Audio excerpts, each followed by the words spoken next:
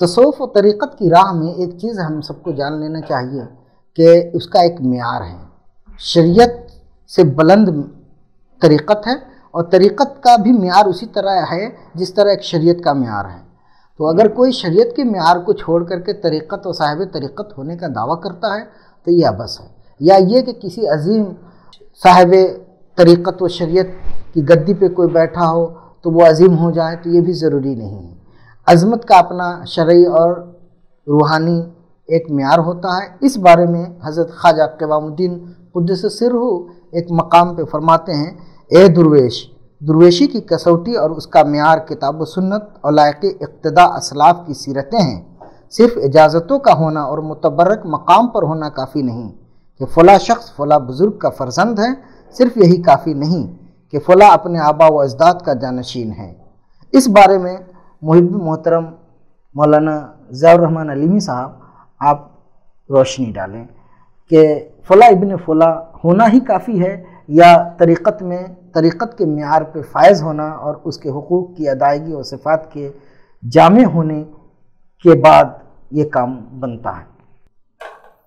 دیکھیے علامہ جامی نے فرمایا بندے عشق شدی ترک نسب کن جامی، بندے عشق شدی ترک نسب کن جامی کہ دری راہ فلاں ابن فلاں نیست. جب آپ بندے عشق بن گئے ہیں، عاشق ہو گئے ہیں آپ، تو پھر ترک نسب کن جامی. اگر اس راستے میں صرف نسب کی اہمیت ہوتی تو پھر بلال کیا ہوتے، بلال کیا ہوتے، رومی کیا ہوتے، اور حضرت سلمان فارسی، ان کو یہ مقام کہاں سے حاصل ہوتا کہ سلمان منا اہل البیت، سلمان اہل بیت سے ہیں. گویا پتہ یہ چلا کہ اس راستے میں جو اہم ہے، اہم چیز یہ ہے کہ انسان فرزند معنوی ہے یا نہیں، فرزند ظاہری ہے یا نہیں. اس کی اہمیت بعد میں ہو سکتی ہے. اگر فرزند معنوی پہلے سے ہے تو اولاد جانی ہے کہ نہیں، اولاد نانی ہے بھی ہے اگر تو ٹھیک ہے، ایک اضافی چیز ہو جائے گی، نور علی نور ہو جائے گا. لیکن اصل چیز کیا ہے؟ اصل چیز یہ ہے کہ وہ ان وراثتوں کا امین ہے یا نہیں جو وراثتیں ان کے مشائخ سے پہنچی ہیں. کیونکہ انبیاء کرام علیہ الصلاۃ والتسلیم کے بارے میں حضور نے خود کیا فرمایا کہ ان الانبیاء لم یورثوا درہما ولا دینارا وانما ورثوا العلم او کما قال رسول اللہ صلی اللہ علیہ وسلم، کہ انبیاء کرام نے درہم و دینار کی وراثت نہیں چھوڑی ہے، انہوں نے علم کی وراثت چھوڑی ہے. علم کیا ہے؟ علم الہی، علم الہی کی وراثت چھوڑی ہے. تو ہمیں دیکھنا یہ ہوگا کہ یہ جو نبی کریم صلی اللہ تعالیٰ علیہ وسلم نے جو بات فرمائی ہے کہ انبیاء کرام علم درہم و دینار کی وراثت نہیں چھوڑتے بلکہ علم الہی کی وراثت چھوڑتے ہیں. تو یہ مشائخ کے بھی جو خاندان کے لوگ ہیں یا جو بھی نسبی تعلق رکھنے والے لوگ ہیں، یہ لوگ اس علم کے جانشین ہیں یا نہیں، جو معرفت الہی ان کے پاس تھی وہ نعمت ان کے پاس منتقل ہوئی ہے یا نہیں، خواہ وہ خود انہوں نے اپنے مشائخ سے حاصل کیا ہو یا جو ہے کسی دوسرے شیخ سے حاصل کیا ہو، کہیں سے بھی حاصل کیا ہو. ان کی تربیت کا سلسلہ نبی کریم صلی اللہ علیہ وسلم تک پہنچتا ہے یا نہیں پہنچتا ہے.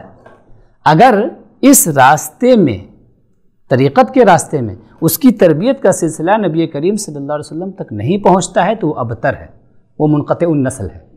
اچھا، قرآن کریم کی آیت کریمہ بھی ہے. قرآن کریم کیا فرما رہا ہے؟ ان اکرمکم عند اللہ اتقاکم، کہ تم میں سب سے زیادہ رسپیکٹڈ انسان، مکرم و معظم انسان وہ ہے جو اللہ کی بارگاہ میں صاحب تقوی ہے.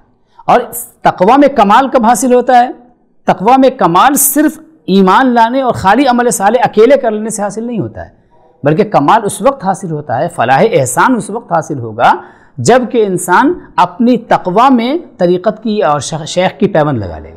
شیخ سے جب نسبت وہ اپنی قائم کر لے گا، اس نسبت کے قائم کرنے کے بعد جب وہ اعمال صالحہ انجام دے گا تو ان اعمال صالحہ کے اندر وہ جذب ہوگا، وہ نسبت ہوگی، وہ کرنٹ موجود ہوگا جو کرنٹ مشائخ سے نبی کریم صلی اللہ علیہ وسلم سے وہاں تک ایمان کا پہنچ رہا ہے. تو گویا وہ لوگ جو صرف ایمان لائے اور عمل صالح جنہوں نے کر لیا، یقیناً وہ اچھے لوگ ہیں، متقی لوگ ہیں، نیک لوگ ہیں، ابرار میں ہیں، لیکن مقربین میں وہ لوگ شامل ہوتے ہیں جو کہ ایمان اور عمل صالح کے بعد اللہ تبارک و تعالیٰ تک پہنچنے کے لیے وسیلہ تلاش کرتے ہیں، ایک ایسا وسیلہ جو وسیلہ اسے اللہ تبارک و تعالیٰ تک پہنچا دے۔ یا ایھا الذین آمنوا اتقوا اللہ وابتغوا الیہ الوسیلہ، اے ایمان والو اتقوا اللہ، تقوی اختیار کرو، وابتغوا الیہ الوسیلہ، اللہ تک پہنچنے کے لیے وسیلہ تلاش کرو، اور صرف وسیلہ تلاش کرنے کے بعد اس پر اکتفا مت کر لو کہ میں نے فلاں کو شیخ اپنا بنا لیا، نہیں، بلکہ اس کے بعد کا ایک پروسیس اور ہے، وجاہدوا فی سبیلی، اس کے بعد آپ محنت و مجاہدہ کیجیے۔ اب محنت و مجاہدہ جو کر رہے ہیں تو اپنے محنت و مجاہدے پر مغرور مت ہو جائیے، بلکہ امید رحمت الہی سے لگائے رکھیے، لعلکم تفلحون، تاکہ تم کامیاب ہو جاؤ۔ امید ہے کہ تم کامیاب ہو جاؤ گے اگر مجاہدہ کرتے رہو گے اور اپنی لو اللہ سے لگائے رہو گے، اور شیخ کی توجہ رہے گی، شیخ آپ کے لیے دعائیں کرتا رہے گا، رات میں دن میں ہر لمحہ اپنے خاص اوقات میں آپ کے لیے دعا کر رہا ہوگا، تو پھر اس کے نتیجے میں آپ اللہ تبارک تعالیٰ تک پہنچ جائیں گے۔